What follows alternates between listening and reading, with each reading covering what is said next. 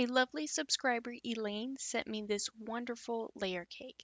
The pressure was on, and I was trying to come up with a pattern worthy of this beautiful fabric, and I hope you enjoy what I came up with. My Lumen flower quilt pattern uses the entire layer cake if you would like a scrappy border, and 3.5 yards of background fabric. If you would prefer a more modern approach without the scrappy border, then you will only need 24 10-inch squares and 4.75 of a yard of background fabric, which will also be used for your border. Both sizes will yield a 67-inch by 85-inch jumbo twin size quilt. And let's get started. First, I am going through the bundle and selecting 12 10-inch squares for the outside points of my star. I am going for a sunflower look.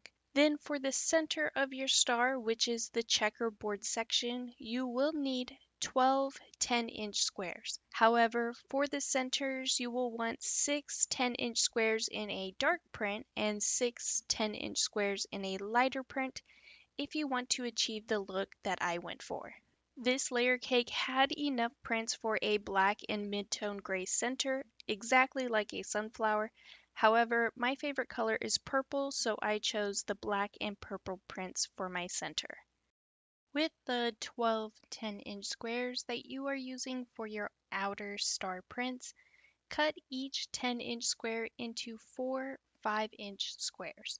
You can use charm packs, but you will want at least 4 of each print to create the look that I did. From your background yardage, you will need to cut 48 5-inch squares and 48 4.5-inch squares. The rest of your background fabric will be used for sashing and a border. All of these measurements that I am giving will also be listed in the video's description down below. Now we are going to create one quilt block. First, you will need 4 matching prints in 5-inch squares for your outer points, 2 10-inch squares for your center, 4 5-inch background squares, and lastly, 4 4.5-inch background squares. Take your background 5-inch squares and draw a 45-degree line from corner to corner with a fabric marking tool. Place it right sides together on your print 5-inch square and sew a 1/4-inch seam allowance to both sides of the line you just drew to create 2 half-square triangles. Trim them to a 4.5-inch square, and you'll repeat this step to all of your 5-inch print squares. Now we are going to create our centers. If you are an experienced quilter, there are several ways to make a checkerboard square, but this is how I'm doing it today.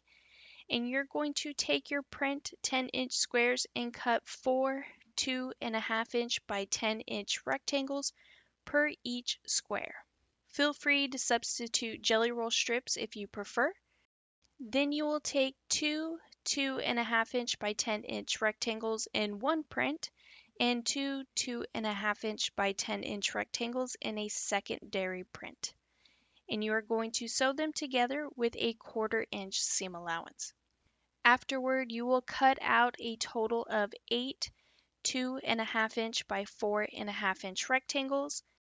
Then we are going to rotate a few of them around to create the checkerboard square. And you guessed it, we are going to sew everything all together to create a 8.5-inch square. Now it is time to create your star quilt block. So go ahead and lay your blocks out like so, with the background 4.5-inch squares in the corners.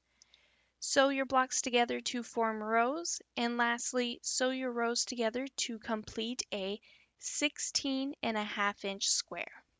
All you have to do is repeat this step until you have made a total of 12 quilt blocks. Now that all of your quilt blocks are completed, it is time to lay your blocks out in a 3x4 block layout with sashing between each block and rows.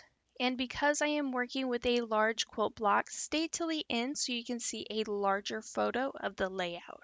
For your sashing strips, you will cut 2.5-inch by width of fabric with your background fabric. And between each block, your sashing should measure as a 2.5 inch by 16.5 inch rectangle. However, for my beginner quilters, measure your blocks and cut 2.5 inch by whatever your final quilt block measurement is. Once again, though, it should be a 16.5 inch square.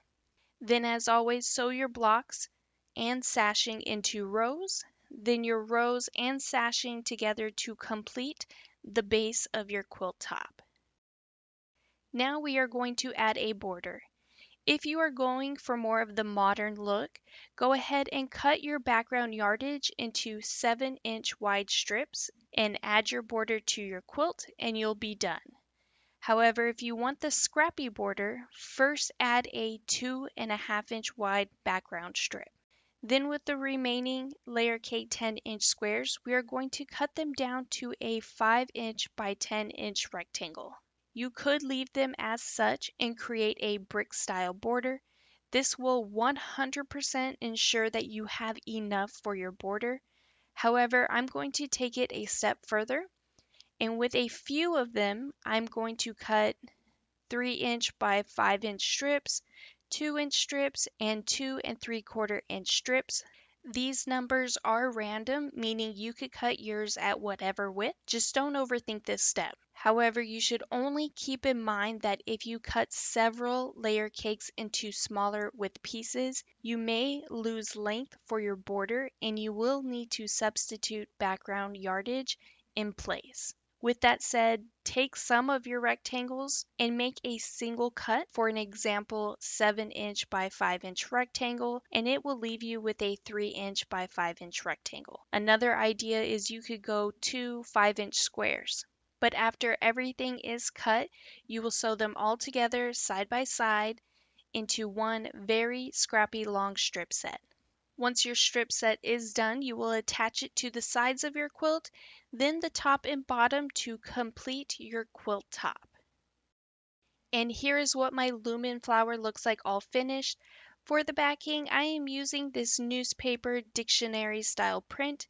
Then for the thread choice, I am going with glide threads in the color linen to match my background fabric. And here is what my quilt looks like all quilted out. Here is a close-up just to see the quilting. Once again, your quilt will yield a 67-inch by 85-inch twin-size quilt. And here are some photos to get a better idea of the layout and the scrappy quilt border to make sure all of your 10-inch squares get used up. Lastly, I want to thank my lovely subscriber Elaine once again for sending me this wonderful layer cake. And I do hope you have enjoyed today's tutorial. And if you could please take a moment to hit that like and subscribe button, hit the notification bell so you can be notified for your next amazing quilt project.